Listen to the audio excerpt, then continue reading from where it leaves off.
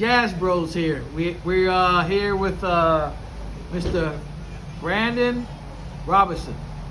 Listen, he is a legend, a local legend, jazz legend in the Fort Myers area. He teaches at FGCU, correct? FGCU, yes, sir. As a matter of fact, you are the professor of jazz studies. Yes, sir. Yes, sir. And Director. Director, and originally from Tampa, Florida. Tampa, Florida, 813, baby. Hey, so we got to represent. But listen, Yes, this guy's, again, he's played with all the greats in Florida, and actually nationally also.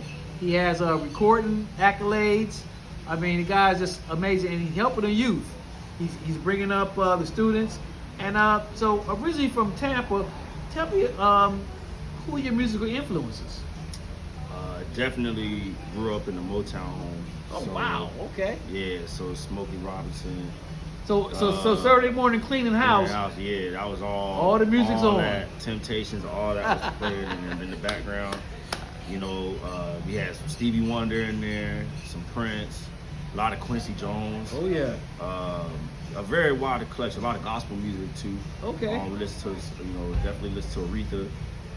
Jazz actually didn't get introduced to me until much later in my life. Like, I didn't really grow up listening to like records and things like that. I got exposed to all of that when I was in high school. But, Really? But growing up, it was all like Motown stuff. And Wow. Because I was really into James Jamerson, the bass player. He's like the signature bass sound for all those Motown records. I was really into that growing up. Okay. And that's kind of what fascinated me about that bass sound. But yeah, those are some of my earlier influences. I guess the music side for jazz came much later on, like after college, once I got exposed to like a whole collection of records and artists that I didn't know about before. So you didn't necessarily go to college. Which first, let's give a shout out to your educational background. Where'd you go to college at? Florida State, baby, go Noles. Go Noles. Go Noles. None of this. None of this. Oh, okay. All of this. So in college, what did you study in college? I was a jazz major. Right. Yeah, I was a jazz major, but I'm saying like my introductory to jazz didn't come until high school. My band teacher actually, who is now the trombone professor at FAMU, he's the one that got me into jazz. He asked me he pulled me out of the orchestra. He's like, hold up, we got a brother in there? And he the only one in there too? I love it. In the bass section? Hey, bro, you gonna, come on over. Come on over to the side, and I stayed on that side. Okay. I never went back. I was like, oh, I like this side better. Now I know when I follow you on social media, you always repping where you came from. But what brought you to this area in Southwest Florida down here? Life. It was life related things. Okay. And so that's what kind of had me migrate down to Southwest Florida. I was living in Tallahassee for like almost 12 years. I mean, not that I'm kind of glad. I mean, the life situation happened for a reason, and it did get me out of Tallahassee. So Right. I'm kind of thankful for that, because I was kind of just complacent with, the cheap rent. I And being able to just go tour and just have a nice little comfort place to stay. But no, that's what brought me here, and then I just build myself a career down here from that point. So it's been 10 years now. So Man. in 2016. So. And so when you became on faculty at FGCU, like, how did you elevate up to like where you are now? I mean, leading the jazz. Just professor. persistence. So hard work paid off. Hard work paid off. I just always saw it through. I had a vision. I still got the vision, but that vision was like very clear to me. It was, the moment I stepped in the building 10 years ago, when I stepped in, I was like, oh yeah, we need jazz here. There ain't none of that here. Right.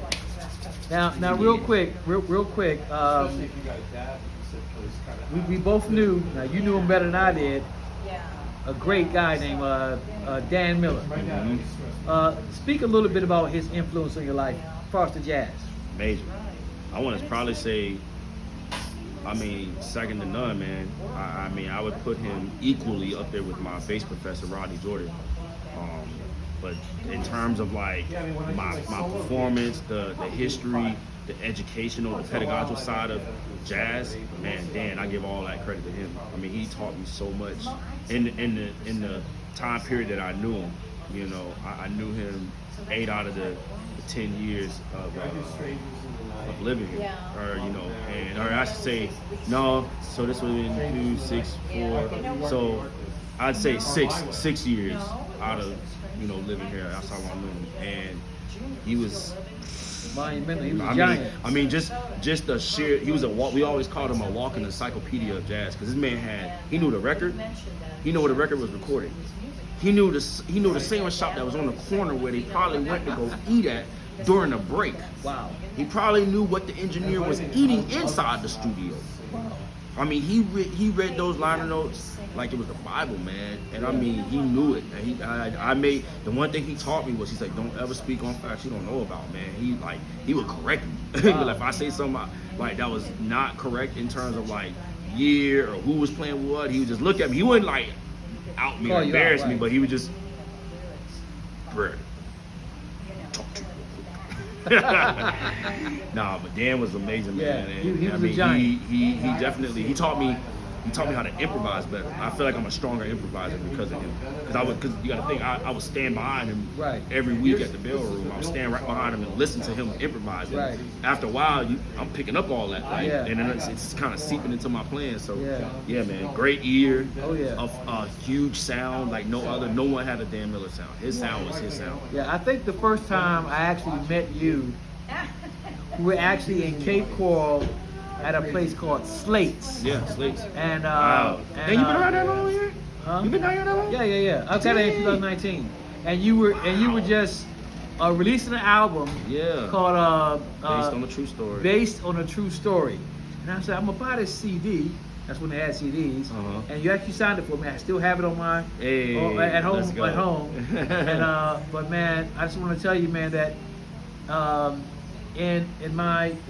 since 2019 and my journey through Southwest Florida, interviewing and meeting jazz artists, I mean, bar none, this is the bassist, upright bassist, right? No diss to anyone else, but this guy here is a teacher, a professional, and just I'm glad to call him also a friend. Oh, he's definitely that's my guy. Yeah, and This is my guy. He's doing justice right now for our community. So I appreciate him doing these videos and always supporting the local musicians. Like when we feel supported, we can give our all back. So go. you know, I appreciate There you go. I appreciate it. You know what I'm Now saying? listen, now Yeah. we got a big fan base out there. So Okay. how can they follow you on social media? What's your platform? Yeah, so you can find me on Facebook, Brandon Robertson Music. You can find me on Instagram at B Robertson Music, and I'm also on YouTube. I got a YouTube channel under Brandon Robertson and Brandon Robertson Music, excuse me. And that's where you can find me. You know, look me up.